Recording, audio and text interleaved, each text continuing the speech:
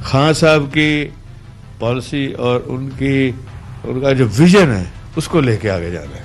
खान साहब जिस दिन कह देंगे ना, मैंने 1 मिनट नहीं लगाना, असेंबली तोड़ देनी है। पंजाब में परवेज इलाही साहब की हुकूमत कायम है। पीटीआई और काफ लीग इत्तेहाद की हमजा शहबाज साहब से दूसरी मरतबा जो उन्होंने ओथ लिया, उसके बावजूद वजारत आला वापस ले ली गई है क्योंकि उनके पास मुतवक्के जो वोट्स थे वो नंबर पूरा नहीं था वजीर आला बनने के लिए। बहरहाल अब इसके बाद जो सवाल पैदा होता है वो ये है कि जो अपोजिशन इत्तेहाद है उसका आगे की हिकमत अमली क्या है। आज ख़ावर घुमन साहब मिलकर आए परवेज इलाही साहब से, कुछ गुफ्तगू ऑन द रिकॉर्ड भी हुई जो भी आपको सुनवाएंगे भी कि परवेज इलाही साहब ने क्या कहा है असेंबली तोड़ने के हवाले से, जरदारी साहब से मुलाकात के हवाले से, जरा सुनिए। खान साहब की पॉलिसी और उनका जो विजन है उसको लेके आगे जाना है। खान साहब जिस दिन कह देंगे ना, मैंने 1 मिनट नहीं लगाना, असेंबली तोड़ देनी है। 1 मिनट भी नहीं लगेगा।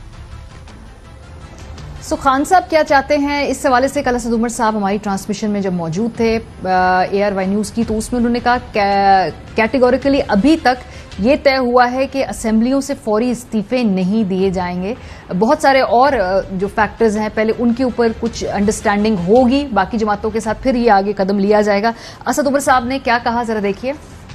पहला काम क्या करना है, क्या असेंबली आते ही इसको तोड़ देना है? नहीं जी, हम ये नहीं करने जा रहे हैं। हमने फोकस करना है स्पीकर के इलेक्शन पे। जाहिर है जैसे ही चौधरी परवेज इलाही ओथ लेंगे तो स्पीकर की पोजीशन जो है वो खाली हो जाएगी और फिर स्पीकर का इलेक्शन होना है। और डिप्टी स्पीकर साहब के हवाले से वोट ऑफ नो कॉन्फिडेंस आएगा और जल्दी होगा, उसमें भी ज्यादा देर नहीं लगेगी। जी, ख़ावर घुमन साहब, क्या मुलाकात हुई आपकी वज़ीर आला पंजाब परवेज इलाही साहब से आज, और क्या मतलब उनकी आगे की हिकमत अमली के हवाले से डिस्कशन हुई? कुछ तो ऑन द रिकॉर्ड है, कुछ ऑफ द रिकॉर्ड भी गुफ्तगू थी? जी बिल्कुल, मेहरबानी, उनको थोड़ा टाइम दे दिया। इस्लामाबाद में कल रात वो पहुंचे अपनी ओथ टेकिंग के लिए। वो आपको पता लाहौर में गवर्नर ने इनकार कर दिया था, तो फिर बहालते मजबूरी उनको इस्लामाबाद आना पड़ा। वो फिर रात को 2 बजे करीब उनका ओथ टेकिंग हुई। सुबह यहाँ पे खान साहब से मुलाकात थी, तो अर्ली मॉर्निंग थोड़ा मेरी उनसे मुलाकात होगी। 2-3 चीज़ें जो मैंने ऑब्जर्व की हैं। नंबर 1, एक तो ये है कि जो काफ लीग में जो चौधरी परवेज इलाही सेगमेंट है, जो ये हिस्सा है चौधरी मोनस इलाही और हुसैन इलाही, वो अपना सियासी मुस्तकबिल जो है अब वो इमरान खान के साथ और तहरीक इंसाफ के साथ देख रहे हैं।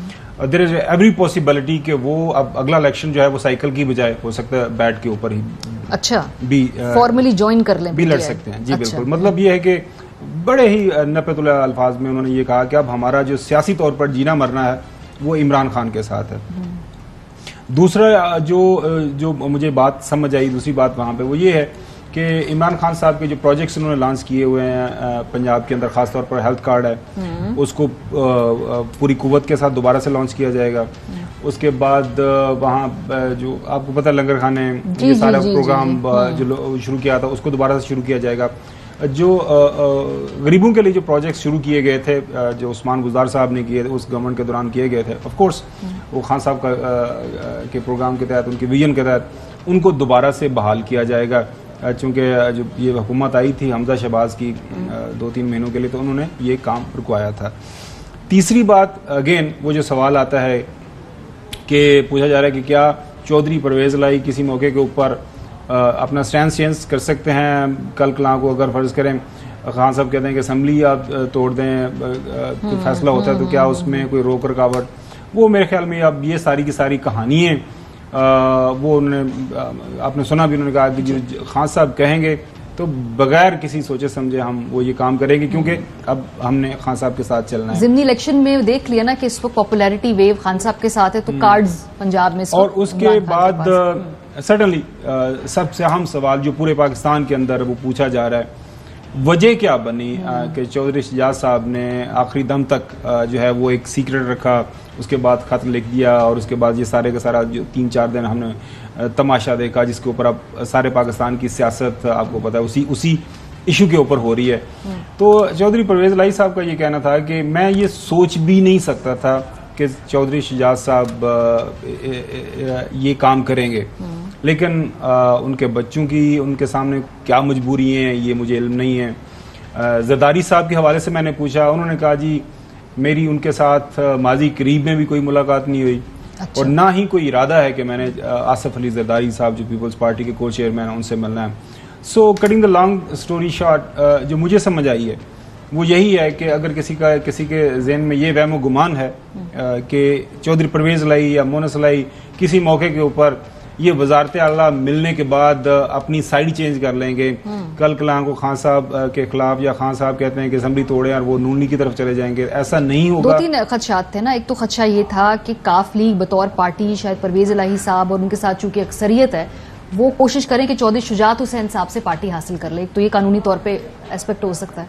सो वो उसके नहीं आपको नजर आए कोई गुफ्तगू करते हुए? उस पे जो बाद में उनसे बात हुई वो उनका ये कहना था, देखें पार्टी तो ऑलरेडी जो पार्लियामान के अंदर जो पंजाब में मौजूद है 10 उनके जो इस वक्त MPs हैं वो इनके साथ बैठे हुए हैं, तो पार्टी के अंदर तो किसी भी तरह की कोई तकसीम है ही को नहीं है पंजाब की सतह के ऊपर। ठीक है। अब यहाँ तक ताल्लुक है फेडरल का, यहाँ पे आपको पता 2 MNAs तो उनके ऑलरेडी वो हुकूमत का हिस्सा बने हुए हैं, तो ये अब चौधरी शुजात साहब को फैसला करना है कि क्या चौधरी शुजात साहब फाकी सतह के ऊपर अपने जो उनके जो नेफ्यूज हैं हुसैन लाही वो भी MNA है, मोनस लाई वो भी MNA है, क्या उनको डीसीट करते हैं? बकौल चौधरी परवेज लाई के और चौधरी मोनस लाई के उन्होंने अपना जो है सियासी जो सिमत है उन्होंने उसका फैसला कर लिया है। वो सियासी सिमत है जो है इमरान खान के साथ, पाकिस्तान तहरीक इंसाफ के साथ। साहब इसके क्या चांसेस हैं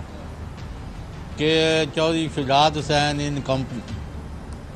इन cahoots with Asif Ali Zardari and Shehbaz Sharif and Hamza वो गवर्नर को कहें कि वो वज़ीर आला से कहें कि एतमाद का वोट लें और उस सूरत में ऑर्डर कर दें चौधरी शुजात कि सारी पार्टी जो है मतलब एक पहले लेटर लिख दें, इस तरह की नहीं कि भाई कोई रुकन जो परवेज लाई को वोट देगा वो नाहल होगा और उसके खिलाफ डिस्क्वालिफिकेशन मूव करेंगे।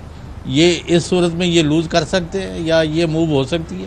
हमने 2 दिन पहले जो है अनवर मंसूर साहब हमारे प्रोग्राम के अंदर मौजूद थे, जो ट्रांसमिशन भी चलते रही, उनसे बात हुई। देखें पार्टी जो इन ब्लॉक अगर एक साइड पे वोट करती है, एक पार्लिमानी पार्टी, एक तो जो कल सुप्रीम कोर्ट का फैसला आया वो भी ये कहता है कि पार्लिमानी पार्टी जो है हाउस के अंदर जो मौजूद है वो एक फैसला ले सकती है आज़ाद हैसियत के अंदर।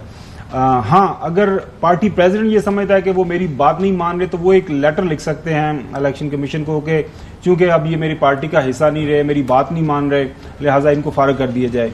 उस सूरत में जो 2017 का इलेक्शन एक्ट है वो ये कहता है कि पार्टी के अंदर जो मेजॉरिटी अगर लोग आपके खिलाफ हो जाएं, पार्टी प्रेसिडेंट के खिलाफ अगर वो इकट्ठे हो जाएं तो वो पार्टी प्रेसिडेंट को पार्टी की प्रेसिडेंटशिप से हटा सकते हैं। ये कानूनी नुक्ता है और ये देखें पूरी दुनिया के अंदर ये एक मानी हुई हकीकत है कि एक पार्टी के अंदर मेजॉरिटी अगर लोग एक साइड पे हो जाएं तो पार्टी वो मेजॉरिटी के साथ ही जाती है।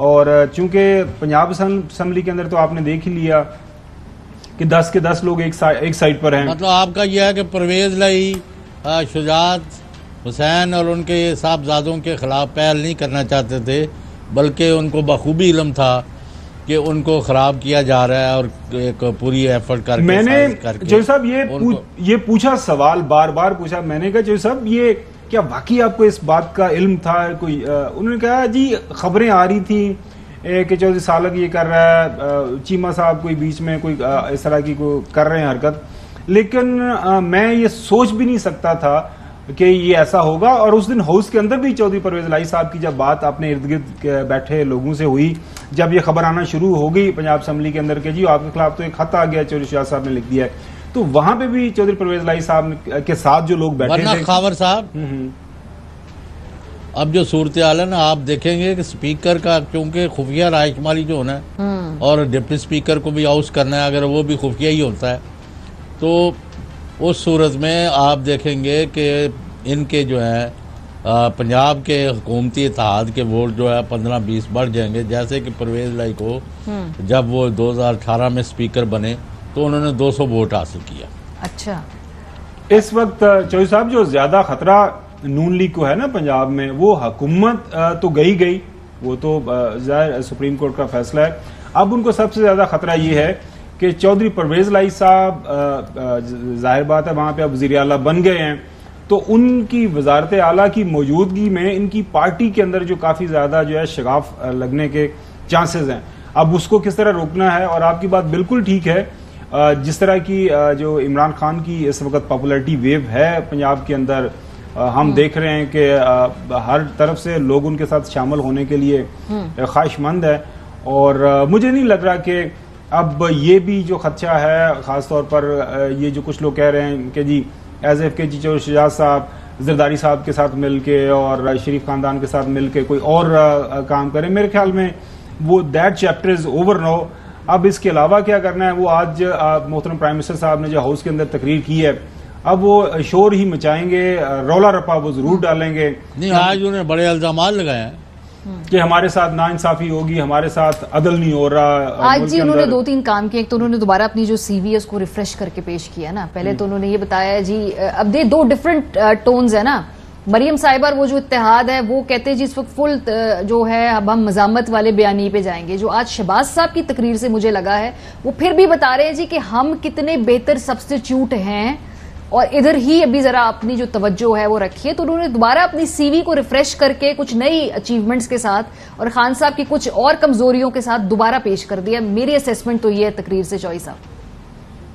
नहीं, अब क्या कमजोरियां उनकी?